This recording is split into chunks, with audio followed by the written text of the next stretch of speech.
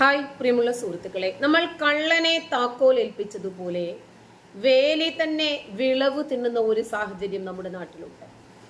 ഇപ്പോ കേരളം വിഭജിക്കണം എന്ന ആവശ്യത്തിലാണ് ഇന്ന് മുസ്ലിങ്ങൾ എത്തി നിൽക്കുന്നത്.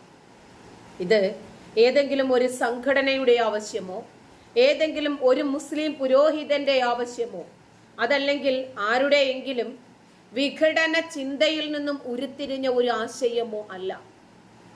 ആഗോള മുസ്ലിം തീവ്രവാദത്തിന്റെ യൂണിവേഴ്സിറ്റിയായി ഇന്ന് ഈ കേരളം മാറിക്കഴിഞ്ഞതിന്റെ പ്രതിഫലനമാണത്.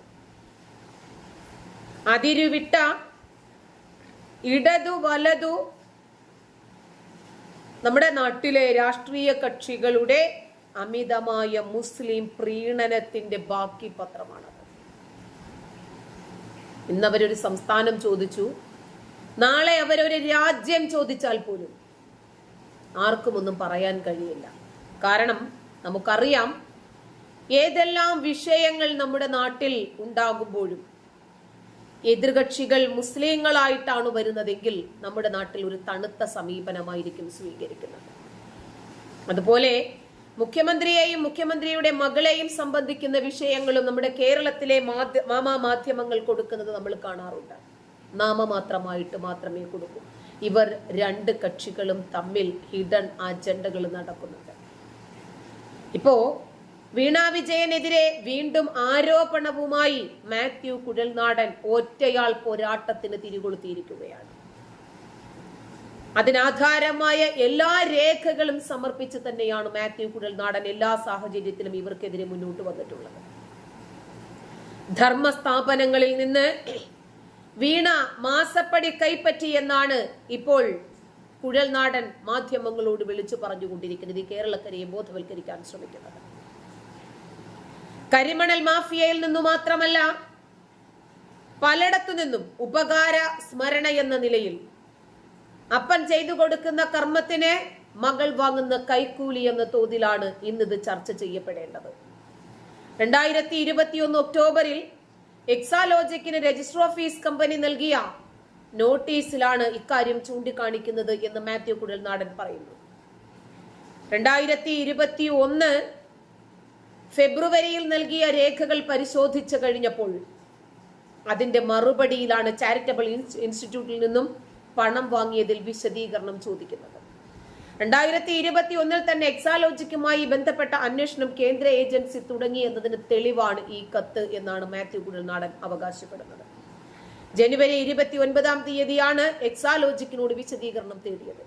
അടുത്ത മാസം 22 മറുപടിയും നൽകി. ഇത് തൃപ്തികരമല്ലെന്നും വിശദമായ ബാലൻസ് ഷീറ്റ് നൽകണമെന്നും ആവശ്യപ്പെട്ടാണ് ഒക്ടോബറിൽ എക്സാലോജിക്കിനോട് വിശദീകരണം ആവശ്യപ്പെട്ടിരിക്കുന്നത്.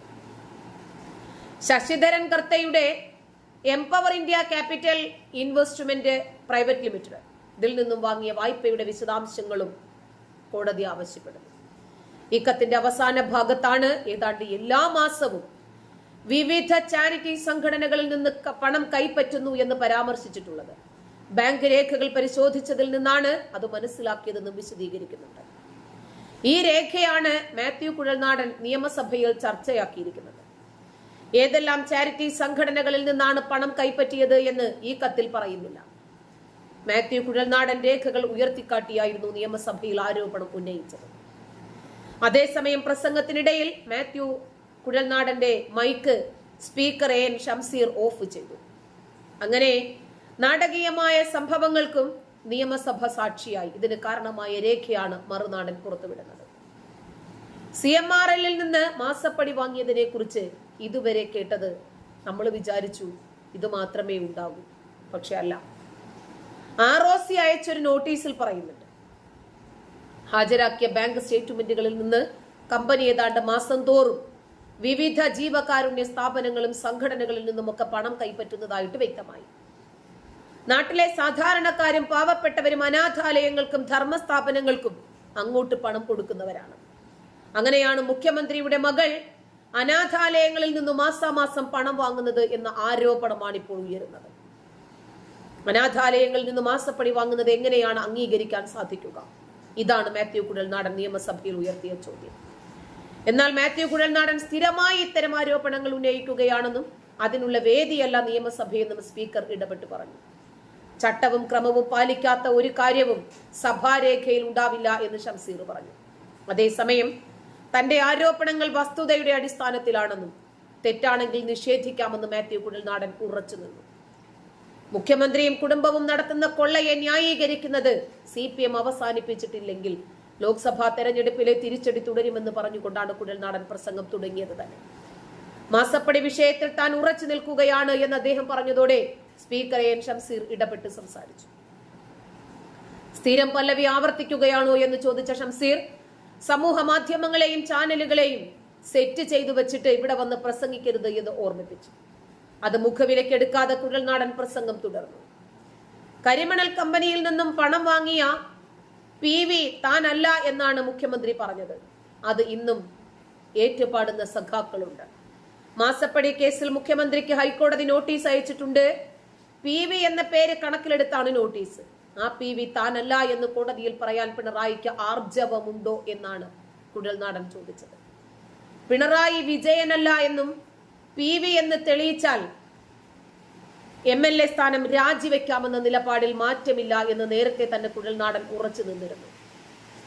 കോടതിയുടെ പരിഗണനയിലിരിക്കുന്ന ഈ വിഷയം ഇവിടെ സംസാരിക്കരുത് എന്ന് ഷംസീർ പറഞ്ഞു. കോടതിക്ക് വിരുദ്ധമായി ഒന്നും താൻ പറഞ്ഞിട്ടില്ല എന്ന് കുഴൽനാടനും റെസ്പോണ്ട് ചെയ്തു. തുടർന്നാണ് രജിസ്റ്റർ ഓഫ് കമ്പനിയുടെ നോട്ടീസ് അദ്ദേഹം ഉയർത്തി കാണിച്ചിട്ടാണ് വിമർശനങ്ങൾ തുടർന്നത്.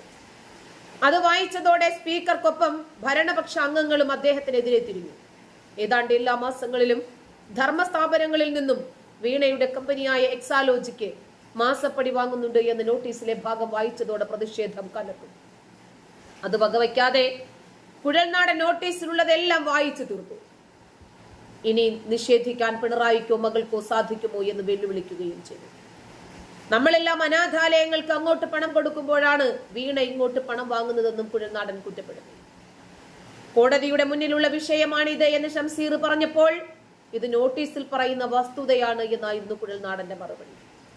ഭരണപക്ഷത്ത് നിന്ന് ആർക്കും എന്തും പറയാവുന്ന സ്ഥിതിയാണെന്നും പ്രതിപക്ഷത്തിന് രേഖകൾ പോലും വായിക്കാൻ പറ്റാത്ത അവസ്ഥയാണെന്നും പ്രതിപക്ഷ അംഗം CR മഹേഷ് കുറ്റപ്പെടുത്തി. ഇതിനിടയിൽ സ്പീക്കർ മൈക്ക് ഓഫ് ചെയ്തു. തുടർന്ന് ചർച്ചയ്ക്ക് മറുപടി പറയാൻ മന്ത്രി P രാജീവിനെ ക്ഷണിക്കുകയും ചെയ്തു. ഇതിവിടം കൊണ്ട് അവസാനിക്കില്ല. ഇനിയും സഭയ്ക്കകത്തുള്ള മൈക്കാണ് ഓഫ് ചെയ്യുന്നതെങ്കിൽ മാത്യു കുഴൽനാടന് ലോകത്തോട് കാര്യങ്ങൾ വിളിച്ചു പറയാൻ ഇവിടെ മാധ്യമങ്ങളുണ്ട്, അദ്ദേഹത്തിന് സോഷ്യൽ മീഡിയ പ്ലാറ്റ്ഫോമുകളുണ്ട്. ഇങ്ങനെ കാടടച്ച് വെടിവെച്ചതുകൊണ്ടോ മൈക്ക് ഓഫ് ചെയ്തതുകൊണ്ടോ മുഖ്യമന്ത്രിയെയും മകളെയും അങ്ങ് എല്ലാ കാലത്തും സംരക്ഷിച്ചു നിർത്താനൊന്നും ഒരു സ്പീക്കർക്കും കഴിയില്ല. സ്പീക്കർ ആ കസേരയിൽ നിന്നിട്ട് ചെയ്യുന്നത് എന്താണെന്ന് നമുക്കറിയാം.